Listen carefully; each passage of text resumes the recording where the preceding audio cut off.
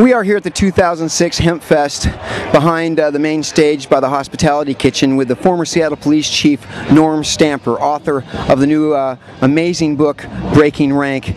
Norm, thank you so much for coming and supporting our message. It's so great to have you. Thank you for having me. It's a delight to be here. Well, you know, I've said it over and over at the fest. If somebody would have told us in 1991 that 15 years later the Chief of Police would be on our stage speaking our same message of freedom and responsibility, I'd have said you're crazy. But here you are. You know, it's amazing. What inspired you, you know, other than your experience as a police officer, I guess was the main thing, but what inspired you to come forward and speak out like this so clearly? You know, I've got a number of passions that drive me, springing from my work as a police officer. At the top of the list, you know, looking at domestic violence and reorganizing police work and on and on and on, is social justice. Is just simply doing the right thing, being fair, being responsible, and along the way showing a little compassion. And drug policy, drug laws, drug policy in this country fly in the face of that. So you got to speak out. Yeah. I imagine that you've had probably a mixed reaction from the rank and file officer, especially the SPD. I imagine it's probably a mixture of complete support for your courage and your message, and also probably some that think you're a real turncoat. What would you say to the officers out there that might be watching about that? Well, what I would say is for those of you who supported my position, thank you. For those of you who opposed it and told me that you did, thank you. What we need is a conversation, a dialogue. We're at an intersection, I think, at this time in our country. So many venues, events that I've attended in the last 10 or 15 years, in which the sponsors of these programs, federal programs, training for police chiefs and others, was like, we're going to talk about drug policy, but we're not going to talk about legalization, decriminalization, or any of that other nonsense. In other words, we're going to talk about how we can more aggressively prosecute this war. Well, those people who try that today oftentimes get shouted down.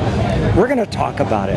We're going to have this conversation. I've reached a conclusion that the drug war is an abysmal failure. It's unwinnable. It's immoral. It's cost the taxpayers obscene amounts of money. But others who haven't come to that conclusion need an opportunity to discuss their doubts, their fears, their concerns. So it's all about dialogue right now. Well, you know, it's always blown our minds that anyone would consider prison less harmful on somebody than smoking marijuana. You know, the logic just doesn't seem to be there. Well, there is no logic there. No, there isn't. And they don't want a dialogue, the people that want the status quo to happen, you know. Talk to us. You're a member of the Law Enforcement Against Prohibition, LEAP, a great organization of all former and probably some current police enforcement. We have a fair number of and growing number of current law enforcement officials. I should point out we also have some judges, sitting judges. We have correctional officers, we have probation officers, some prosecutors. It's a very strong and rapidly growing body of cops, ex-cops, and others in the justice system who believe that prohibition is a failed public policy and it has no hope for success in the future. So we are all about enlisting other people of like minds, and pleased to say that through our LEAP site, leap.cc, we can sign up new members, and we can also sign up friends of LEAP, people who will simply lend their names to the effort to reform this nation's drug policies. Well, Norm, you were the chief of police when Seattle Hempfest started, and I was very aware at the time that you spearheaded community policing, which is a great concept, you know, and how to approach policing within our communities. How aware were you of Hempfest in '91, and what did you think about it when it started? Well, in '91, I was still in San Diego.